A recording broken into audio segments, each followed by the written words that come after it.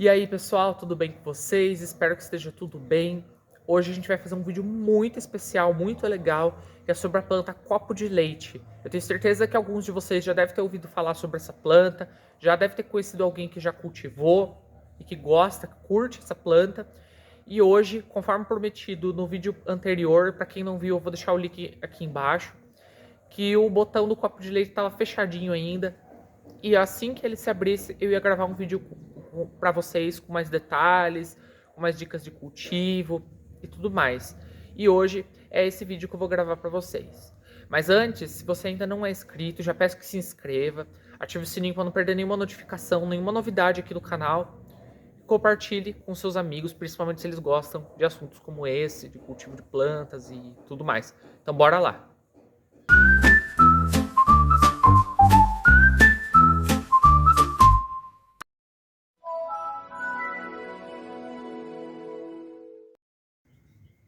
Bom, galera, então conforme prometido, né, como eu já disse no começo do vídeo, eu ia gravar um vídeo para vocês falando sobre essa planta copo de leite, né? No vídeo anterior, ela tava com o botão fechado, em desenvolvimento, e essa maravilha já abriu para vocês, como vocês podem ver aí no vídeo, ó. Uma flor linda, elegante, com o formato de uma taça mesmo, de um copo, né? E hoje eu vou falar um pouquinho sobre as dicas para vocês, né? De como manter essa planta na casa de vocês, como fazer para ela florescer e como manter ela, né? De forma geral aí. Bom, como vocês sabem, eu gosto sempre de começar explicando a origem dessa planta para vocês entenderem um pouquinho as condições que essa planta vive, né? No seu habitat natural, né?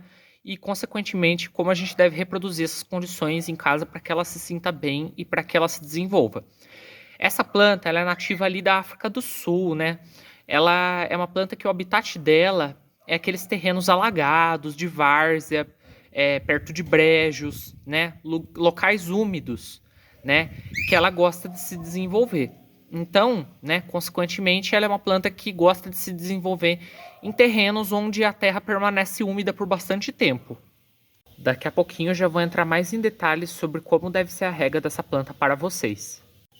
Bom, então vamos começar com a iluminação que essa planta gosta, né? O local que você deve deixar ela, a iluminação ideal para que ela se desenvolva.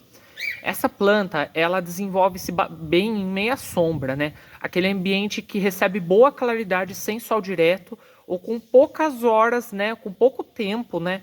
De sol direto por dia, né? Aqui no local que ela está sendo cultivada, aqui na minha casa, ela recebe o sol da manhã. E depois o resto do dia ela permanece na meia sombra, só na claridade do dia mesmo. Bom, então como eu já havia falado sobre essa parte da iluminação, já quero fazer uma observação aqui. Se caso você mora em uma região quente, você deve cultivar só na meia sombra mesmo, só na claridade, sem pegar sol direto.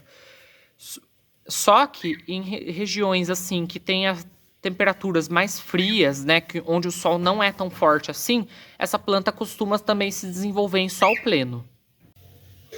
Bom, agora sobre a rega, pessoal. A rega, né, como eu já havia comentado no começo, um pouquinho atrás, anteriormente, essa planta gosta de locais onde a umidade é bastante elevada, onde a terra permanece úmida por mais tempo. Né? Ela vive naqueles terrenos alagados, perto de breja, várzea, né? Então essa planta deve ter uma rega considerada frequente para que ela possa se desenvolver bem, né? Aqui no meu quintal, ela está plantada perto de um ralo. Então toda a água, às vezes que chove, quando a gente lava o quintal, passa por ela.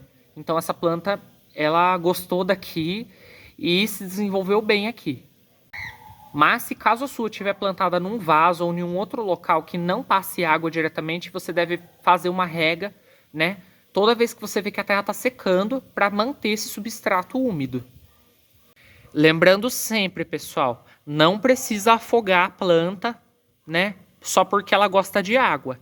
Você deve sempre colocar uma quantidade de água, né, que a planta consiga absorver e que ela não fique encharcada para que não apodreça as raízes, principalmente se ela estiver em vaso, né, para que não prejudique essa raiz e ela não apodreça, né? Aqui no chão, se você puder plantar no chão, é bem melhor. Agora que vai uma curiosidade.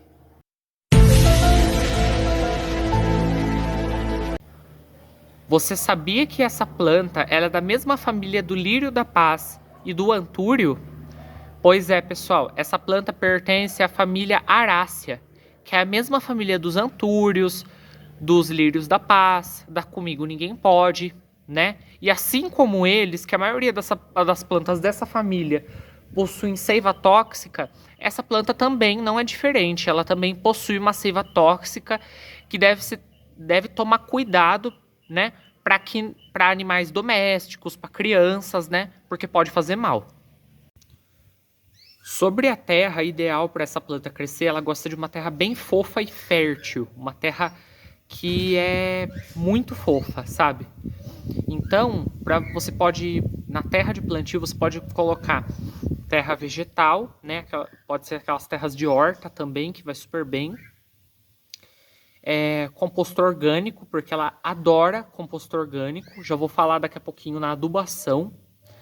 Ela gosta muito de terra estercada, né? Mas lógico, nunca exagerar na quantidade, né?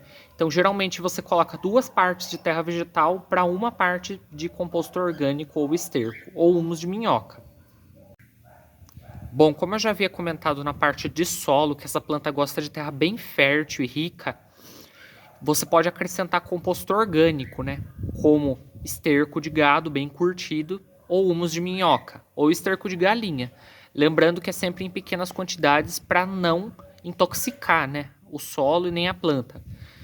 Mas também, se você quiser dar uma estimulada na floração, né, antes de começar a época de florescimento dessa planta, você pode adubar ela com adubos ricos em fósforo, como o 4,14,8 ou a farinha de osso, que são excelentes adubos que são ricos em fósforo e ajudam na floração.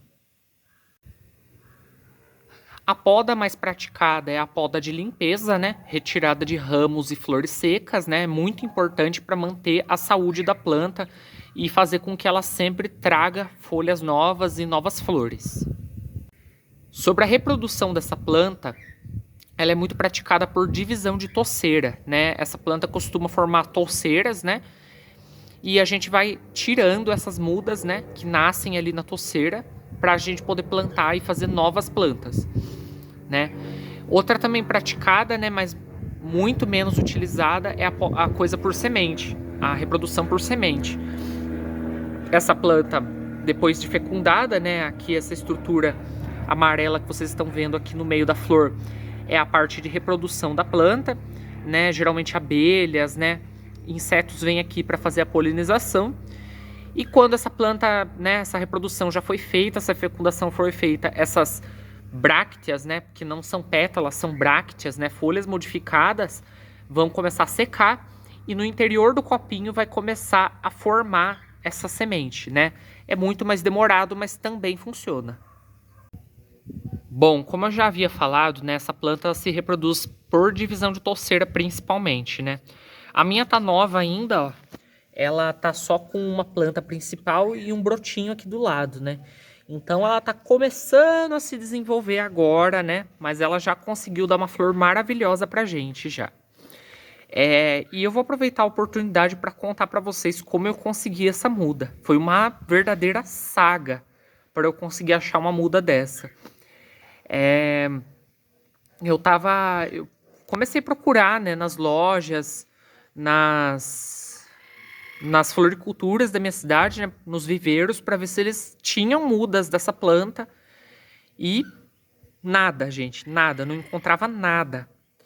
E cheguei até aí fora da cidade, procurar em outras floriculturas fora da cidade, não achei nada também. Até que um dia, eu gosto sempre de, quando eu saio na rua, admirar os jardins das pessoas, né, ou observar para ver que plantas que tem, né. E passando em frente a uma casa de uma conhecida minha da igreja, né? Como eu já falei, eu gosto de admirar os jardins. Eu comecei a prestar atenção e toda vez que chegava essa época do frio, eu via que tinha sempre uma flor branca lá e quando eu fui olhar de perto, era o copo de leite. Aí eu não resisti e tive que pedir uma muda para ela.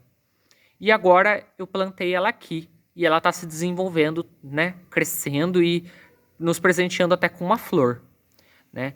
Então, eu fiquei muito feliz, né, por eu ter achado essa muda e ela tá aqui agora. Bom, galera, esse vídeo fica por aqui. Espero muito que vocês tenham gostado. Eu fiz ele com muito carinho para vocês. Esperei essa floração maravilhosa do copo de leite aparecer para que eu possa estar gravando para vocês. E se caso ainda você tiver alguma dúvida sobre o cultivo dessa planta, deixa aqui nos comentários para que eu possa estar sanando essas dúvidas. Se você ainda não se inscreveu, já se inscreva, ative o sininho para não perder nenhuma notificação e compartilhe com as pessoas que você conhece para ajudar o canal a crescer. Tchau, tchau, pessoal. Até a próxima.